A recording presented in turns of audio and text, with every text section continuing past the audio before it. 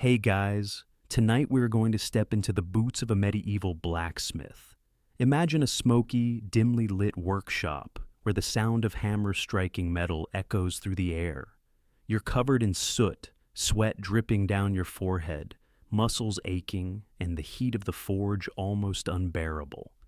Welcome to the life of a medieval blacksmith, where the job was tough, the rewards were scarce, and survival was the only real victory. You probably won't survive this, at least not in one piece. But before you get comfortable, take a moment to like the video and subscribe, but only if you genuinely enjoy what I do here. And while you're at it, let me know where you're tuning in from and what time it is. I'm curious how far we're reaching tonight. Now, dim the lights, maybe turn on a fan for that soft background hum, and let's ease into tonight's journey together. Let's start with the basics of blacksmithing. The role of a blacksmith in medieval society was absolutely critical. These artisans were the backbone of everything from farming to warfare, shaping the tools and weapons that powered the medieval world. But while their work was crucial, their lives, not so glamorous. Medieval blacksmiths were constantly in a state of labor, creating everything from plows and horseshoes to swords and armor. But despite their indispensable role, they were often struggling to survive. Their homes were in cramped quarters next to their forges, and even though their craft was essential, they were far from royalty. In fact, they were typically lower down on the social ladder. It's a tough pill to swallow when you consider how much they worked. There was no skipping out of this life either. Blacksmiths were up before dawn and worked well past dusk. The hammer, the forge, the anvil, they were as much a part of their lives as their own limbs. But the work was brutal. Think about it. You're constantly surrounded by the deafening clang of metal being shaped, the smoke from burning coal, the dangerous heat from the furnace. And that was just the environment. The physical toll? Well, that's a whole other story. As you settle in, picture this. The blacksmith body is constantly working under duress. The intense heat of the forge, the repeated motions of swinging a hammer, the unforgiving metal. You're not just dealing with the elements, but with chronic pain. If you were a medieval blacksmith, you'd likely have burnt fingers, aching joints, and raw skin from handling the scalding metal and tools day after day. It wasn't just the sweat, it was the constant strain that made the job so brutal. Burns were, unfortunately, part of the job. And they weren't just minor incidents either. Many blacksmiths ended up with deep, disfiguring burns. To make things worse, there wasn't any modern medicine or antiseptic to ease the pain. Just think about how often blacksmiths would have to deal with these injuries while continuing to work in such harsh conditions. You wouldn't find a nice healing ointment in their kits. Instead, it was just a lot of raw, untreated wounds. Let's not forget the blacksmith's diet, which didn't do them any favors. With no time for regular meals or fancy food, they were often stuck eating simple, boring, and hard-to-digest fare. Maybe some bread, a bit of cheese, and perhaps a piece of meat now and then. Their stomachs probably weren't the healthiest from eating food that wasn't only dull, but possibly lacking in nutrients. No wonder they had an appetite for something stronger after a long day. And speaking of appetite, blacksmiths didn't really get the luxury of a break when hunger struck. The medieval workday was long and grueling, with very few opportunities to rest or nourish themselves properly. It wasn't just the physical toll of working the forge, it was the constant physical strain of their daily life, affecting everything from posture to muscle health. Historians still argue whether this daily physical toll led to shorter lifespans for blacksmiths. But the fact remains, it wasn't uncommon for these workers to face chronic illnesses or even die from work-related injuries long before their time. But what about the sense of pride in their work, you might ask? Well, blacksmiths were certainly appreciated for their skills, but there was rarely any actual recognition, let alone wealth. They didn't have the luxury of sitting at the royal court, enjoying extravagant feasts. Instead, they were busy forging the very weapons and tools that others would use to achieve glory. The blacksmith's skill was essential for everything from agriculture to defense, but despite their importance, they remained on the fringes of society, often living in squalor. They had a functional life, but it wasn't glamorous in the slightest. So, let's dive a bit deeper into the work itself. The blacksmith's craft wasn't just about striking metal. It was about handling a variety of extremely dangerous tools and working with extreme heat. Imagine yourself standing next to a roaring furnace, the metal glowing like it's ready to melt into liquid form. You're holding a hammer, your hands calloused and sore from years of labor. But that's not where the danger ends. The tools of the trade, including tongs, anvils, and chisels, were designed for one purpose: to shape the metal. And that metal, it wasn't just hot, it was searing. The blacksmith's relationship with fire was a complicated one. You were constantly near it, working with it, but also at its mercy. A single slip-up could mean third-degree burns or worse. And no, there wasn't a safety net to fall back on. No first aid kits with aloe vera gel to soothe those burns. Instead, blacksmiths were left to fend for themselves, often with scars to show for their hard work. If you think about it, you're really living on the edge every single day just by handling tools that could cause serious injury in an instant. But what was even worse than the burns? The long-term damage to your body. Blacksmithing was a job that didn't just wear on your skin, but on your joints and muscles as well. The constant lifting, hammering, bending, and twisting wore out your body in ways you probably didn't even notice until later in life. You'd be hunched over an anvil day in and day out, your spine under constant strain, your legs aching from hours of standing. It wasn't uncommon for blacksmiths to develop arthritis or other joint problems in their later years, which meant their bodies were often broken long before their time. Historians still argue about the exact toll blacksmithing took on a person's health, but the evidence is clear. Their work was not kind to their bodies. There's a long-standing debate about whether blacksmiths suffered more than other manual laborers due to the nature of their craft. But either way, there was no question that their health suffered. Over time, the weight of the hammer, the constant bending, and the heat would take their toll, leaving blacksmiths in pain long after they were done working. The question remains, why did they do it? The answer lies in the necessity of their craft. Whether it was making tools for farmers, horseshoes for transportation, or weapons for soldiers, blacksmiths were an integral part of medieval life. But despite their importance, they were never compensated the way their work deserved.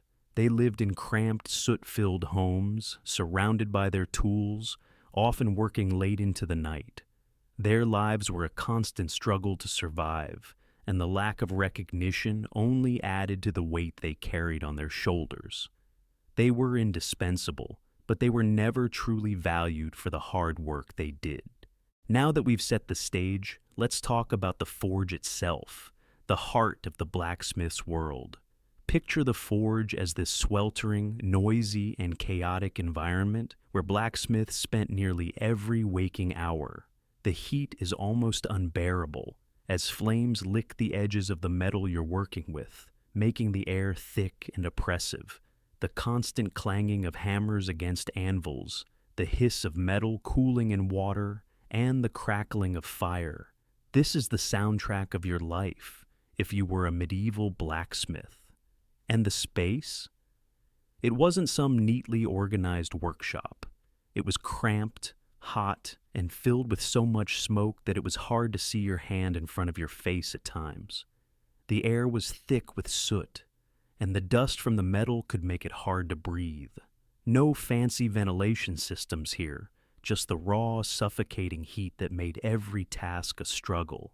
The heat was probably the worst part of the entire experience. As you stood there, shaping metal into tools and weapons, you were surrounded by temperatures that could rise to over 1,000 degrees Fahrenheit.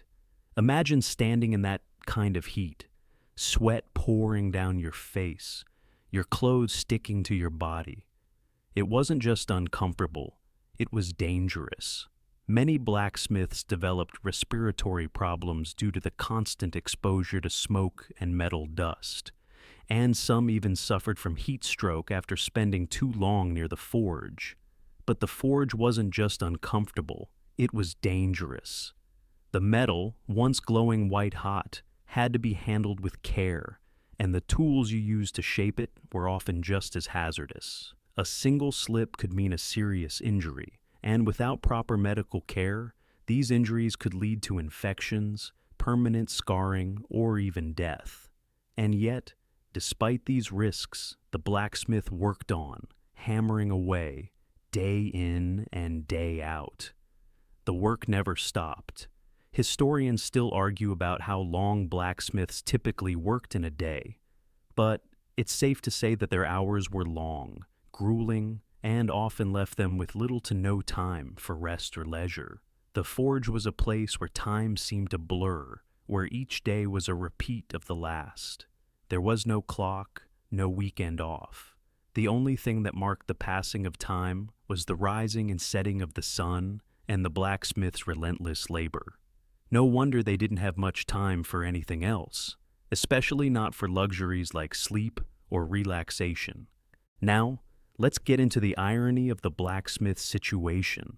These skilled workers, who forged weapons of war, tools for farmers, and everything in between, were rarely recognized for their efforts.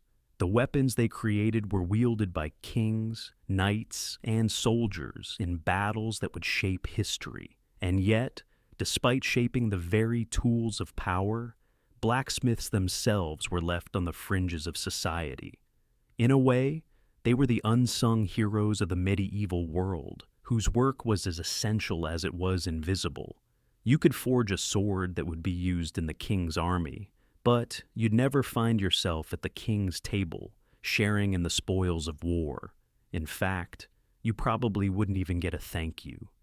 The soldiers who wielded the swords, the nobles who owned the armor, and the kings who commanded the battles, they were the ones who got the glory.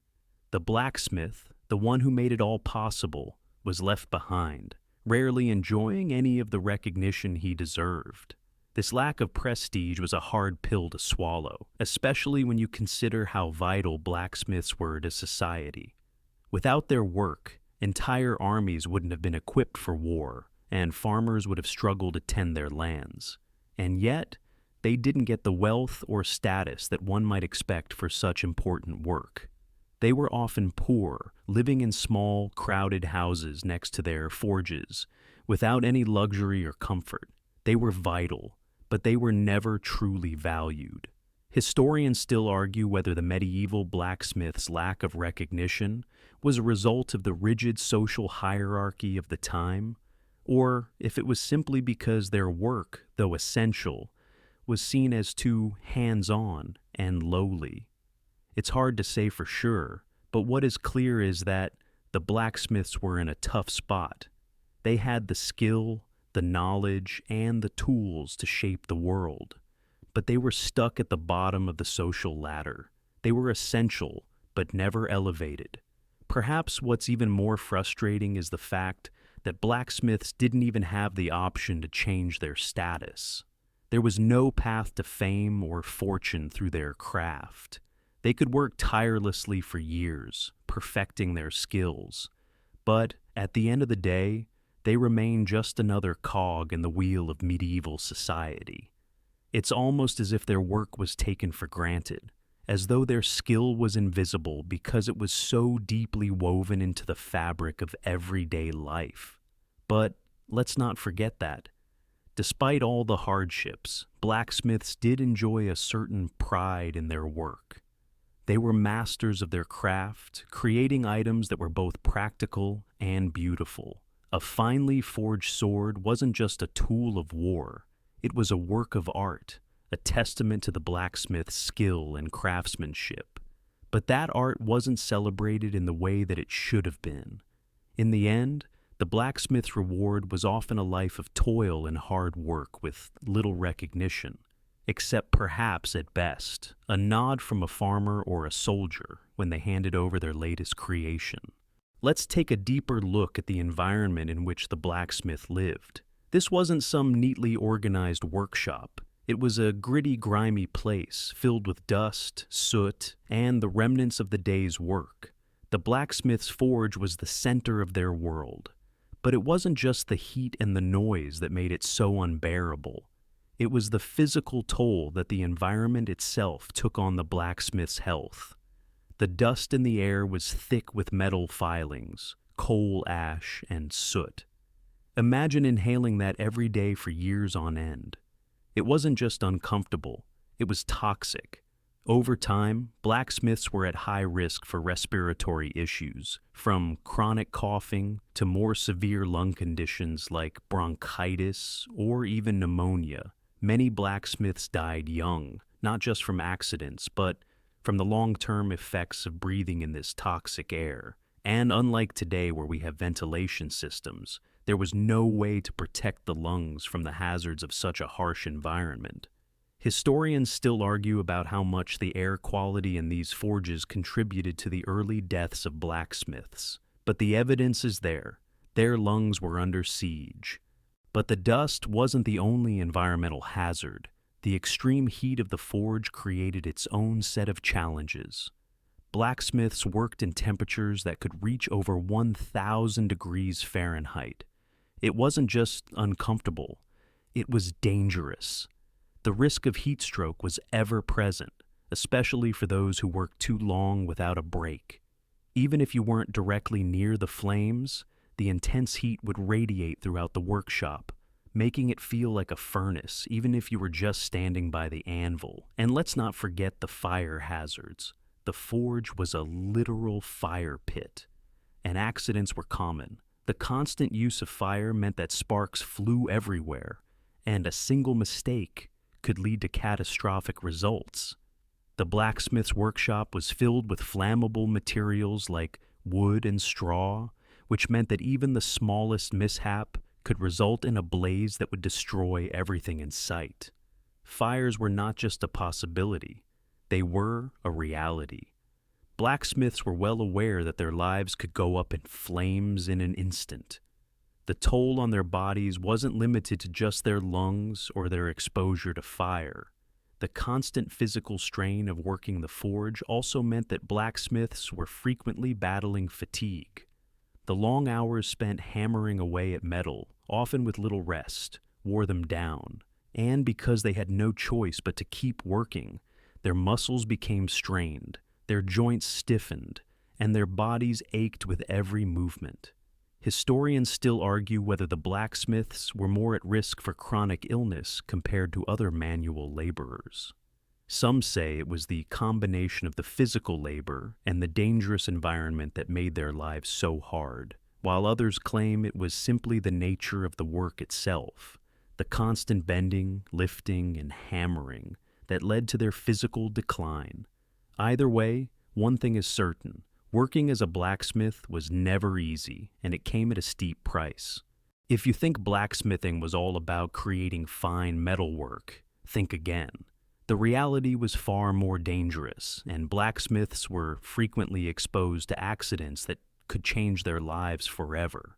The tools of the trade, while essential, were not exactly user-friendly.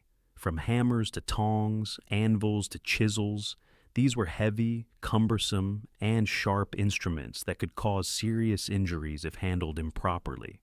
And because blacksmiths were working long hours with these tools in high-stress environments, accidents were almost a given. The hammer, for instance, which was the blacksmith's primary tool, wasn't just used to shape metal. It was also a tool that could cause severe injury if swung incorrectly. Many blacksmiths would find themselves dealing with sprained wrists, strained shoulders, or even broken bones from mishandling the tool. A single wrong move could result in a hammer smashing into a finger or anvil, causing fractures or deep cuts. And that was just the beginning. The anvil, the giant solid block of metal used to shape and forge the metal, was just as dangerous. It wasn't just heavy, it was also unforgiving. If a blacksmith accidentally dropped a piece of metal onto it, the result could be a catastrophic injury. It was easy to imagine a slip of the hand sending the wrong piece of metal flying toward the worker, causing life-threatening injuries. But the real danger wasn't just in the tools or the metal. It was in the environment itself. The forge was a chaotic place, filled with intense heat, flying sparks, and the constant hiss of metal cooling in water. The blacksmith was constantly at risk of burns, from minor scalds to serious, debilitating injuries. A small slip-up while handling a red-hot piece of metal could leave a burn that would leave permanent scars. And if the burn wasn't treated quickly, it could become infected and lead to sepsis. In the medieval era, that could easily spell death. And then, of course, there was the ever-present risk of fire. Blacksmiths worked in an environment that was literally built for burning, and it wasn't uncommon for their workshops to catch fire. The combination of wood, coal, and hot metal created a perfect storm for a disaster waiting to happen. While medieval blacksmiths were careful to keep their workspace as safe as possible, they were constantly at risk of an out-of-control flame. And without modern firefighting equipment, even a small fire could be disastrous. Blacksmiths would often risk their lives just to put out the flames, grabbing whatever they could to extinguish the fire before it consumed everything they had worked for. Historians still argue about the actual mortality rates of medieval blacksmiths. Some suggest that the high rates of accidents and injuries meant that blacksmiths died young, while others think the harsh working conditions, poor nutrition, and constant exposure to dangerous materials contributed to the shortened lives. One thing is clear, though. The blacksmith's life was filled with risk. They didn't just face physical exhaustion. They faced a constant threat of injury, making every day a battle for survival. Now, let's shift focus to the tools of the trade, the objects that were both blacksmith's saviors and their tormentors. Every single piece of metal a blacksmith worked with had to be handled with the utmost care. They weren't just crafting tools, they were crafting weapons, armor, and objects essential to survival. But the tools themselves weren't exactly designed to be comfortable. From hammers to tongs, anvils to chisels, these were instruments of hard labor, and over time, they took their toll on the blacksmith's body. Imagine holding a hammer that weighs more than a pound, swinging it hundreds, maybe thousands of times a day. Your forearms would be sore, your wrists would ache, and the constant repetition could lead to permanent strain. The same goes for the tongs, which were used to hold hot metal while shaping it in the forge. These weren't lightweight tools. They were heavy and awkward, often causing blisters and calluses after prolonged use. The constant pressure from gripping the tongs could even lead to joint damage, something blacksmiths had to endure as part of the job. The anvil, that massive block of metal where the hot metal was shaped, wasn't any easier. The sound of the hammer hitting the anvil was constant, creating a rhythmic thudding that echoed through the workshop. But the anvil, though it was the centerpiece of the blacksmith's work, didn't exactly offer comfort or ease. The weight of the metal pieces placed on it would wear down the blacksmith's joints, particularly the knees and back, which were constantly bent or twisted to work the metal. And because these tools were often passed down from one blacksmith to another, they were not exactly well maintained. This added further risk. If the hammerhead was loose or the tongs were worn down, it only increased the chance of injury. Historians still debate the extent to which blacksmiths suffered from injuries related to their tools. Some argue that these tools caused lasting physical harm, while others suggest that blacksmiths, over time, developed unique physical endurance, becoming almost immune to the pain of their craft. Either way, one thing is certain: the tools were not kind to their bodies. They were essential for their work, but they also became part of the physical burden that blacksmiths carried throughout their careers. And then there was the metal itself. It wasn't just cold, hard iron that was difficult to shape. It was a constant source of danger. The molten metal, which blacksmiths often had to pour into molds or work while still glowing hot, could cause burns so severe that they might end a career, or worse. Handling this kind of material, day after day, took its toll. Despite the risks, blacksmiths continued to use these tools, adapting to the physical demands of their craft. But the question remained, was it worth the physical suffering for the final product? The irony, of course, was that these tools, though they caused such suffering, were also the key to the blacksmith's livelihood. They created the very objects that were essential to the survival and functioning of society. But the blacksmith paid a hefty price for this essential work, a price often measured in pain and exhaustion. So, while the products they made might have been sold for a good price or used by important figures, the blacksmith remained in the shadows, with only the tools of their trade to remind them of the heavy costs they paid. At the heart of medieval society's structure was a deep, rigid social hierarchy, and the blacksmith, well, they weren't exactly at the top of it. Despite their skill and essential role in creating tools, weapons, and even infrastructure, blacksmiths found themselves positioned firmly at the bottom of the medieval social ladder. Sure, they were necessary for society's survival. Everyone needed a sword, a plow, a horseshoe, but the work they did was often undervalued. They didn't enjoy the same social standing as other skilled craftsmen, like the masons or carpenters, and they certainly didn't share the prestige of knights or lords.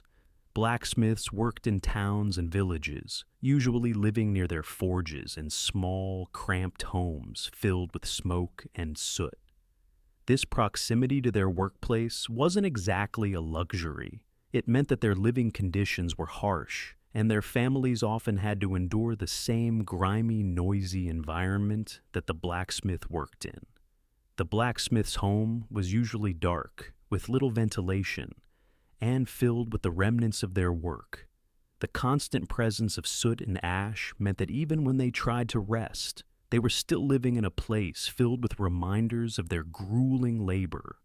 While other trades might have enjoyed the occasional day off, blacksmiths were trapped in a never-ending cycle of work. And for all their efforts, they didn't see much in the way of rewards. They lived modestly, earning enough to survive, but rarely enough to thrive. They didn't have the time to pursue leisure activities, and even if they did, the social divide kept them from mingling with those who held higher positions in society. The wealth and comfort enjoyed by the upper classes were far beyond their reach. Historians still argue about whether blacksmiths were better off than some other lower-class workers, such as peasants or laborers. Some suggest that blacksmiths had a bit more freedom due to their skill. After all, they weren't tied to the land like peasants. But in reality, the blacksmith's social status was low, and it wasn't easy to rise from that position. No matter how hard they worked, no matter how important their craft was, the blacksmith was always going to be seen as less than those who held wealth, titles, or land. And the work didn't just affect blacksmiths in terms of their wealth or social position. It affected their personal lives as well. Many blacksmiths worked alongside their families, passing down their craft from one generation to the next.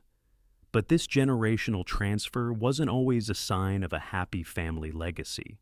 For the children of blacksmiths, it often meant that they would be trapped in the same exhausting cycle of work.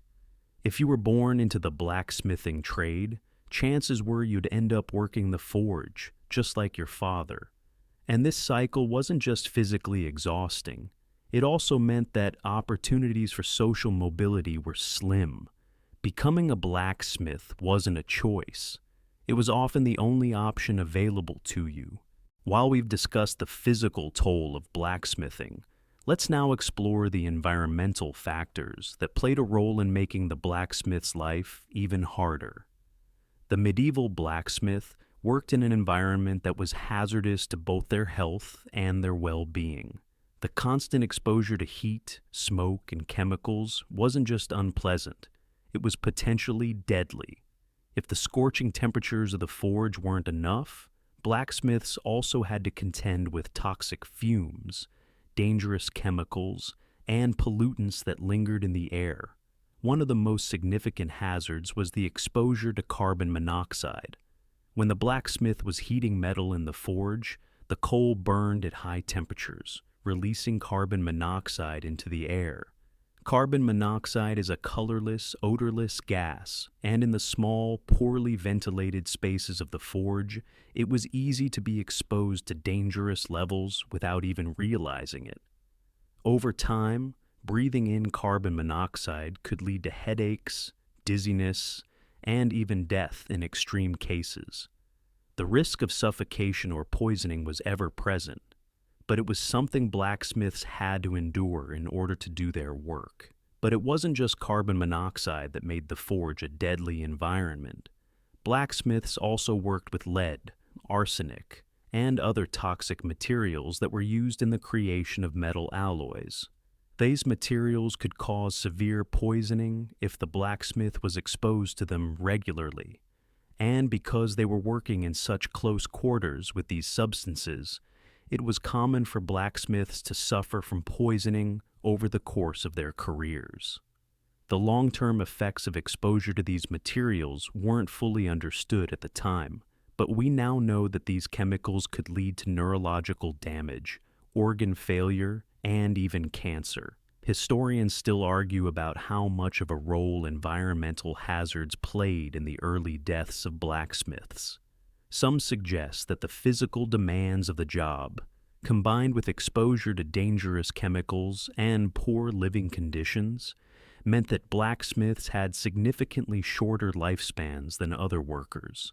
Others argue that the lack of proper medical knowledge at the time played a bigger role, as many blacksmiths simply didn't have access to treatment for these kinds of illnesses. Either way, the blacksmith's environment was one that constantly put them at risk, with little to no support for their health. As if that weren't enough, blacksmiths were also exposed to the elements. The heat of the forge was oppressive, but there were also times when blacksmiths had to work outside, whether they were forging large pieces of metal or working on projects in more open spaces. Exposure to the weather, whether it was extreme heat in the summer or freezing cold in the winter, was another part of the blacksmith's daily struggle. And with no proper heating or cooling systems, the blacksmith had to endure whatever the weather brought. It wasn't just uncomfortable, it could also be dangerous. The freezing cold could make it harder to work with metal, and the heat could cause exhaustion or heat stroke. In the end, the blacksmith's life was a constant battle against the elements, toxins, and the physical toll of their craft. They worked in an environment that was hostile to their health and well-being, with little to no reprieve. There was no escape from the heat, the fumes, or the constant danger of injury. And despite all this, the blacksmith kept going, shaping the world with their hands, forging metal into objects that would shape history. Now, let's take a closer look at the apprentice, those young, eager hands that entered the blacksmithing trade with hopes of learning the craft, but often left it with more pain and fatigue than they ever imagined. Becoming an apprentice blacksmith wasn't a choice for many. It was simply part of the cycle, a way to carry on a family tradition or to secure a livelihood. However, the reality of being an apprentice was far from glamorous. It wasn't just about learning how to forge a sword or hammer metal into shape. It was about enduring a grueling, exhausting path filled with long hours, physical strain, and constant menial tasks that were often anything but rewarding.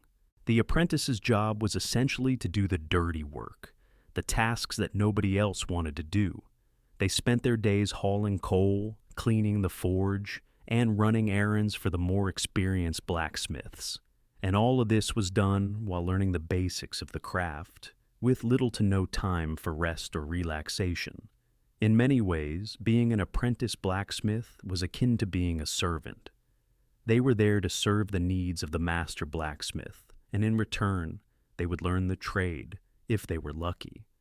The learning process was slow, painful, and marked by harsh discipline. Historians still argue about how apprenticeships were structured. Some suggest that the work was so hard and demanding that many apprentices quit before they could master the craft, while others believe that the apprenticeship system was one of the only ways for young people to secure a stable future. Either way, it's clear that the process wasn't easy. In fact, it was downright brutal.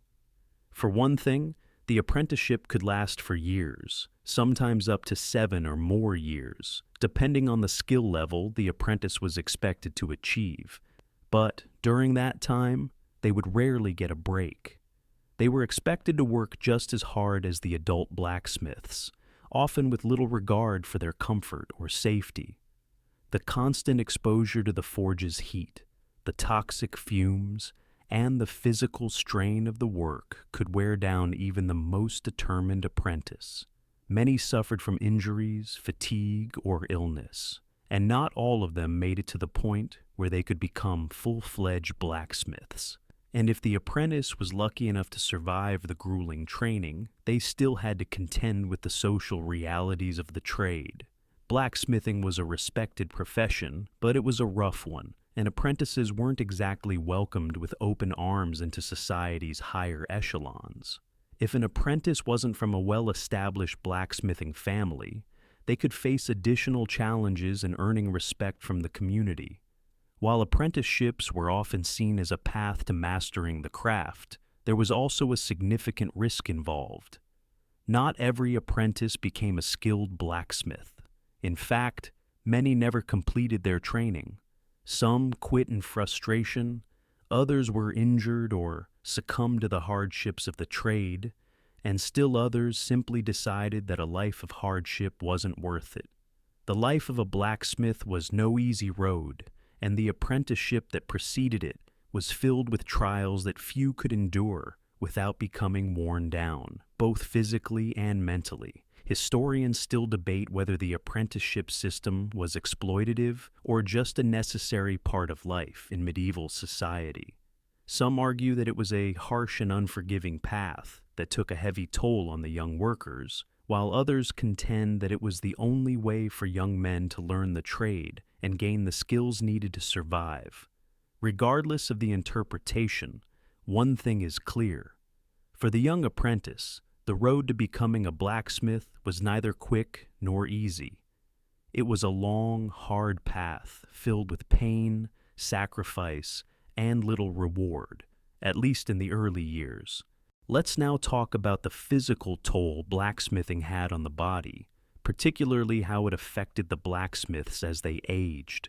Imagine being in your 30s or 40s, your body worn down by years of constant hammering, lifting, and working in extreme conditions. Your hands, once nimble and strong, are now stiff and aching from the repetitive motions.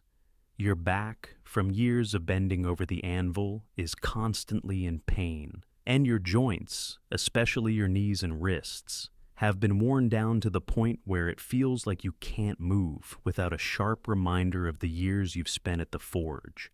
This isn't just a passing inconvenience. The physical strain from working as a blacksmith doesn't go away. Over time, blacksmiths were at high risk of developing serious musculoskeletal issues, including arthritis, tendinitis, and other joint problems. The constant lifting, hammering, and repetitive motions weren't just hard on their muscles. They were hard on their bones, too. Over time, it's likely that many blacksmiths were forced to slow down, unable to work as efficiently due to the cumulative damage to their bodies. It's easy to imagine that, after years of enduring this kind of physical strain, blacksmiths would find themselves struggling to perform even simple tasks. The toll of blacksmithing wasn't just limited to the muscles and bones, it also extended to the nerves. The constant exposure to heat and the repetitive movements could lead to nerve damage, especially in the hands, wrists, and arms. This nerve damage, over time, could make it difficult to even hold a hammer or use the delicate tools required to shape metal. For blacksmiths who had worked their entire lives in this trade, the idea of retirement seemed almost like a cruel joke. There was no easy life waiting for them after decades of hard work. The craft, though essential, left them physically broken long before they were ready to stop working. Historians still argue whether the physical decline of blacksmiths was an inevitable part of the trade, or if there were ways for them to mitigate the damage. Some suggest that the lack of proper ergonomics and the harsh working conditions were major contributing factors to their physical decline, while others point to the limited knowledge of health and safety at the time as the reason why blacksmiths didn't stand a chance of avoiding these health problems. But one thing is certain, blacksmiths were paying a heavy price for their work, and it wasn't just in their physical exhaustion. It was in the long-term health consequences they faced, and even when blacksmiths were no longer able to work, their options were few. The lack of retirement plans or support systems for injured or aging workers meant that blacksmiths who couldn't continue their craft were left with little to fall back on. Some might have passed their skills on to their children, but others were forced to live in poverty, with no way to sustain themselves other than relying on the meager earnings from their past work. The life of a blacksmith was one of physical sacrifice, and the older you got, the harder it became to keep up with the demands of the craft. As time went on, many blacksmiths found themselves struggling with debilitating injuries and chronic conditions that left them unable to continue working. And without a safety net or support from the community, these aging blacksmiths often faced a bleak future. They were vital to society when they were young and capable, but when their bodies couldn't keep up with the demands of the job, society seemed to forget about them. The irony, of course, was that the very craft that had defined their lives was the one that eventually led to their downfall. As we take a step back from the physical toll and look at the bigger picture, it's impossible to ignore how being a blacksmith shaped every aspect of their lives. For these men and women, there was no separation between work and personal life. It was all-consuming. Their work was physically exhausting, mentally draining, and often soul-crushing. But despite the hardships, blacksmiths were expected to show up day after day, continuing the endless cycle of hammering, forging, and repairing. The blacksmith's role in medieval society wasn't just as a craftsman, they were a cornerstone of their communities. Without blacksmiths, there would be no tools for farming, no weapons for defense, and no horseshoes for travel. In many ways, their work enabled the very structure of medieval life to function. Yet, despite being so essential, their lives were often solitary and rough. The blacksmith didn't get the glory that came with being a knight, lord, or even a farmer. Instead, they were simply the behind-the-scenes workers who made everything else possible, and the anonymity that came with this role was often frustrating. What's perhaps most striking about the life of a medieval blacksmith is the resilience they had to show. The work was hard, the risks were high, and the rewards were minimal, yet blacksmiths pushed through, driven by a deep sense of duty and pride in their craft. And despite the risks and hardships, blacksmithing remained a respected trade in most medieval communities, though not without its struggles. Historians still debate why blacksmiths continued in such difficult work, despite the overwhelming physical toll. Some suggest that the trade offered stability, as it was always in demand, while others argue that it was a matter of tradition, a sense of familial duty to carry on a craft that had been passed down through generations. It was also one of the few trades that didn't require a noble lineage to enter, so for many young men, it was one of the only options for gaining a steady livelihood. Despite the long hours, physical pain, and lack of recognition, blacksmiths found solace in their craft. There was something deeply satisfying about shaping metal, turning raw materials into functional objects, and knowing that their work was necessary for society to function. But this satisfaction didn't always make up for the grueling nature of the job. The blacksmith was constantly faced with the challenge of balancing the pride of craftsmanship with the physical cost of doing it.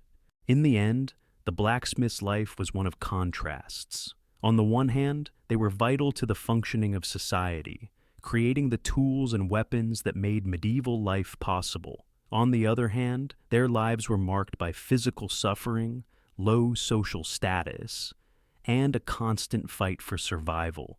They worked in harsh conditions, dealt with dangerous tools and materials, and suffered injuries that would eventually wear their bodies down. And yet, despite all this, blacksmiths were the backbone of the medieval world, often forgotten, yet essential. Their craft was a testament to the endurance of the human spirit, and it served as a reminder that even the most unassuming professions come with immense sacrifice and resilience.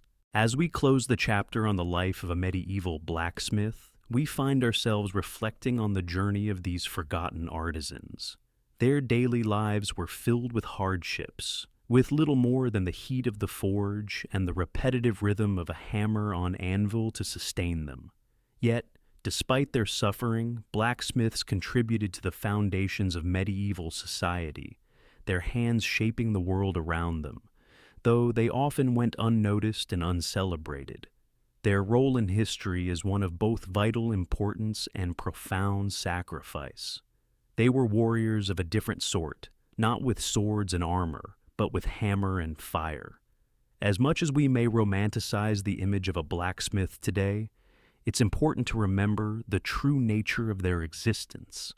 The constant exposure to danger, whether from burns, toxic fumes, or the risk of injury from heavy tools, was their reality. The physical toll of the job, which often left blacksmiths broken and aging far too early, was the price they paid for their craft. There was no safety net for them, no medical benefits, no retirement plans, just the unrelenting demands of the forge. For many, the end of their career wasn't marked by a peaceful retirement, but by the inability to continue the work that had defined their lives. But there's a certain dignity in that struggle. The blacksmith, despite all the hardships, was a craftsman. The work may have been grueling, but it was essential. The tools they created were the lifeblood of medieval society, whether for farming, defense, or even the smallest domestic tasks. Without the blacksmith, the world as it was would not have functioned. In a way, blacksmithing is a metaphor for the resilience of human labor, how the most essential jobs are often the most underappreciated. The blacksmiths of the past left behind no grand monuments, no castles or palaces to commemorate their work. Instead, their legacy is found in the countless objects they created, the subtle ways in which they shaped history, and the lives they unknowingly touched with every piece of metal they forged. As we reflect on the lives of these unsung heroes, we can't help but acknowledge that their sacrifices were not in vain. Every tool, every weapon, every horseshoe, each piece was a testament to their skill, their endurance, and their spirit. And though they may have lived in obscurity, their contributions to society remain woven into the very fabric of history. Blacksmiths were, in many ways, the foundation upon which medieval society was built, silent but essential architects of a world that would not have been the same without them. Now, as the day draws to a close and we ease into a quiet night, think back on the struggles, the sweat, and the relentless hammering of these medieval workers. Their lives were hard, yes, but their legacy endures, etched in the metal they shaped, forged in the fire, and handed down through the ages. As we drift to sleep, remember the perseverance it took to live a life like theirs. And perhaps, in the quiet of the night, You'll find inspiration in their resilience, for in the harshest conditions, it's often the most humble of workers who shape the world.